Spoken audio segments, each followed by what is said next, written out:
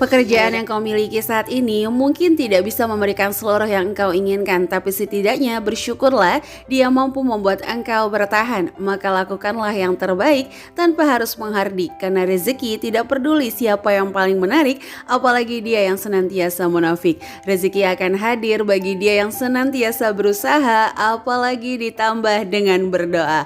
Assalamualaikum warahmatullahi wabarakatuh. Ahlan wa sahlan di channel Keluarga Bun Ai. Keluarga yang bercita-cita selalu bersama sampai surga. Amin amin ya robbal alamin. Selamat berhari Minggu, mudah-mudahan di hari Minggu ini semakin seru dan jiwa kita semakin damai tanpa harus berseteru dalam menyelesaikan seluruh keadaan atau kondisi yang tidak diinginkan. 2 hari nggak upload karena kebetulan Bun Ai suara lagi serak, takutnya mengganggu weekend teman-teman dengan suara yang nggak enak ya. Kalau teman-teman biasanya kalau lagi serak atau batuk itu minum obat apa? Adakah racikan-racikan herbal yang bisa Bun Ai coba? Ayo bantu tulis di kolom komentar. Dan kalau nanti dirasa video ini agak kurang nyambung dengan isinya, Bun Ai minta maaf banget ya teman-teman, gak ada maksud apa-apa karena memang kebetulan Bun Ai ada stok video yang belum di-up nih. Nah, di sini Bun Ai lagi masak sayur sop ayam. Ya, kadang-kadang sebagai ibu rumah tangga itu bingung banget. Bingung masaknya ini lagi, tapi ya gimana dong ya? Anak-anak Bun Ai itu kadang sop ayam aja nggak habis dan selalu habis kalau dimasakin sop tahu. Kalau makanan favorit keluarga teman-teman itu apa juga boleh langsung tulis di kolom komentar supaya kita bisa berbagi inspirasi.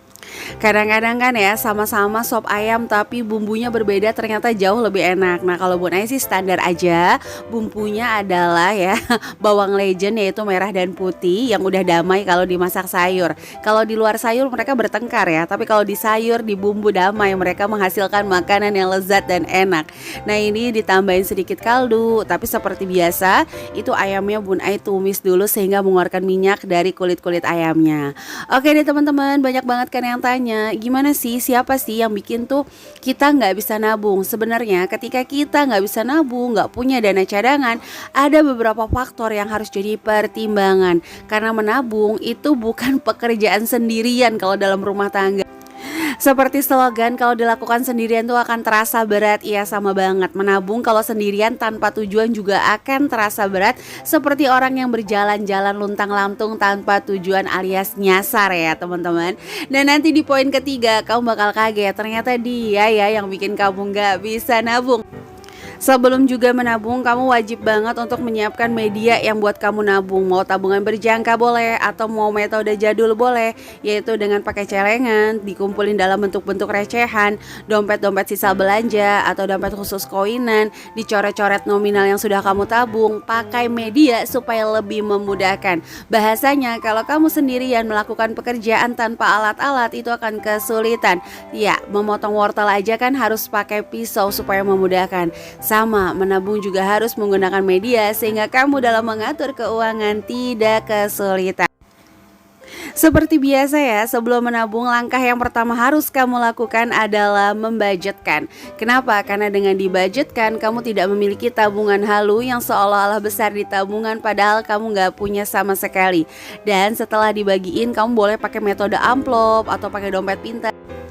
Nah rinci juga tuh tujuan kamu, misalnya mau bikin rumah, tulis deh di dalam amplop tulisan untuk membangun rumah, atau membeli kendaraan atau membeli emas mulia, tulis ya. Jangan lupa juga budget untuk kehidupan sehari-hari. Jadi kalau dalam menabung yang harus kamu lakukan adalah setelah kamu penuhi dulu kebutuhan harian kamu.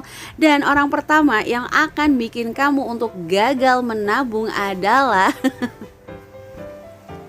istilahnya dompet kamu bakalan tahu-taunya habis nggak berasa oleh orang tersebut ya, karena kasih sayang yang sangat-sangat jauh luar biasa. Iya ini dia anak-anak. Ya anak-anak tuh nggak bisa dipungkirin ya teman-teman. Seperti lagu kasih ibu kepada beta tak terhingga sepanjang masa. Iya kasih sayang kita tuh bener-bener gak terhingga sepanjang masa, sehingga kalau dia pengen sesuatu gitu kita kayak pengen berusaha untuk ngasih.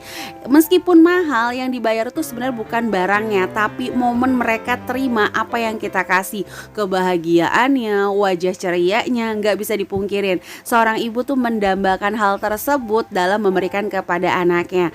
Tapi balik lagi, sayang itu tidak diukur dengan banyaknya jajan. Tapi kalau kamu juga senantiasa menuruti mereka untuk jajan-jajan ya, sehingga malah mereka tuh sampai nggak mau makan di rumah, kesulitan menerima apa yang ibunya masak. Itu gimana Bun Ai? Usahakan di atas 5 tahun sudah kamu sounding. Jadi setiap yang kamu masak itu harus dimakan terlebih dahulu, baru mereka bisa mendapatkan jajanan yang mereka mau. Khawatirnya nih nanti sampai ke depannya atau ke perkembangannya itu akan terbentuk jiwa di mana mereka hanya melakukan tanggung jawab kalau keinginannya tercapai. Ya itulah kadang-kadang menyebabkan anak-anak ketika memiliki tenaga lebih mengancam orang tuanya.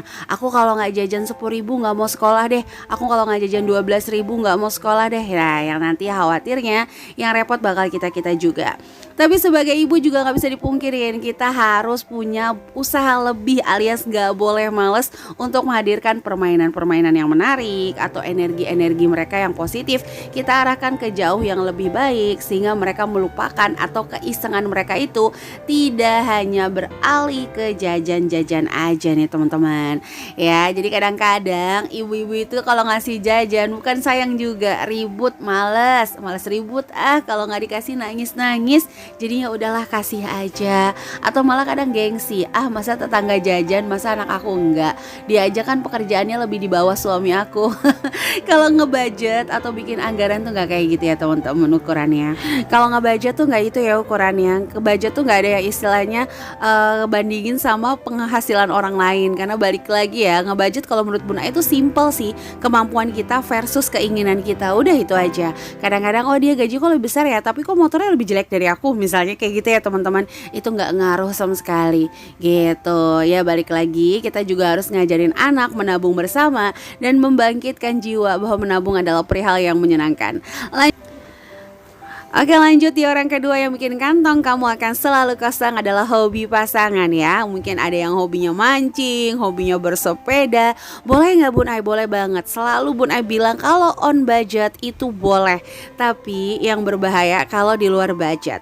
Selain pak suami, juga mungkin ada faktor orang tua atau mungkin suami membiayai keluarganya. Ini nih yang benar-benar kadang susah gagal nabung. Bukannya nggak boleh membiayai, boleh banget, bahkan itu merupakan bagian dari pahala. Yang nggak boleh itu kalau udah keluar dari kebutuhan, sehingga kamu benar-benar menuhin seluruh keinginan di masa kini tanpa berpikir di masa depan. Ya balik lagi, jadi susah nabung sampai habis banget uangnya, pas di dompet habis lagi. Sehingga kamu harus benar-benar membobol tabungan kamu sampai habis, karena ya itu kadang-kadang gengsi atau harapan orang terhadap kita tuh lebih besar. Jadi balik lagi, kadang-kadang kita ngerasa kan kamu kerja, suami kamu kerja, masa sih nggak ada uang, jangan pelit-pelit banget lah ya. Atau masa rumahnya aja besar, mobilnya aja mewah, masa nggak ada uang. Balik lagi teman-teman, versi punyanya orang itu berbeda-beda. Ada orang yang uangnya 1 juta itu udah cukup, ada yang ngerasa aku belum punya uang nih karena di tabungan aku cuma tinggal 1 juta, keperluannya banyak. Kita harus saling menghargai. Intinya dia yang mengusahakan untuk punya uang, jangan kita terlalu berpikir untuk bagaimana cara menghabiskan uang mereka. Bercanda ya teman-teman, tapi serius, itu orang-orang terdekat kita seperti suami, orang tua, terkadang membuat hobinya mereka itu membabat habis tabungan-tabungan yang sudah kita anggarkan. Kalau memang on budget sekali lagi nggak ada masalah ya. Dan yang terakhir, orang yang bikin gagal menabung adalah yang paling spektakuler. Yaitu diri kamu sendiri. Kamu menggagalkan semuanya, menganggap memulai menabung nanti aja lah ya, bulan depan insya Allah aku sudah bertaubat. Padahal ujung-ujungnya ya kembali ke siklus itu lagi. Balik lagi, Allah bilang kalau kamu merasa berbuat dosa langsung tobat, gak usah mikirin nanti kalau udah tobat dosa lagi gak apa-apa. Hari ini boros langsung hemat lagi, besoknya boros lagi Bun Ai langsung belajar hemat lagi. Terus seperti itu sehingga kamu menemukan siklus terbaik untuk mengatur keuangan. Kapan kamu harus boros, kapan kamu harus berhemat. Karena Bun Ai percaya ya, setiap orang itu sebenarnya boros cuma beda-beda lorong. Setiap orang itu sebenarnya sebenarnya hemat, cuman beda-beda lorong. Ada yang hemat untuk tabungan tapi hemat boros untuk jajan, atau ada yang kebalik, boros untuk nabung tapi hemat untuk jajan. Balik lagi, atur keuangan sebijaksana mungkin karena setiap yang kita ambil, semua keputusan akan memiliki resiko nanti di masa depan. Nikmatilah masa kini dengan mempersiapkan masa depan terbaik, dan balik lagi, nikmatilah masa depan dengan menyiapkan masa kini juga semampu kita. Ya, jangan lupa juga pilihlah orang-orang terdekat kamu untuk mendukung kegiatan positif kamu, karena kita bisa menjadi orang ketujuh sesuai dengan lingkungan kita. Kalau kita biasa berteman dengan orang boros, 6 orang gitu, 6 orang boros, kita akan menjadi orang ketujuh yang boros. Kita biasa berteman dengan orang yang berpikir negatif, 6 orang, maka kita akan menjadi yang ketujuh untuk berpikir negatif. Kecuali kita bisa menjadi ikan yang hidup di lautan yang senantiasa mewarnai kehidupan. Oke deh, untuk teman-teman yang senantiasa mendukung channel keluarga Bun Ai, like, komen positif, Bun Ai mengucapkan banyak terima kasih. Dan kamu yang baru ngeklik video ini, ayo langsung tekan tombol subscribe dan nyalakan lonceng notifikasi sehingga kamu gak ketinggalan kalau Bun Ai upload video terbaru. Dan ini aja inspirasi yang bisa Bun Ai bagikan. Mohon maaf kalau banyak kekurangan. Sampai jumpa di video Bun Ai selanjutnya. Wassalamualaikum warahmatullahi wabarakatuh.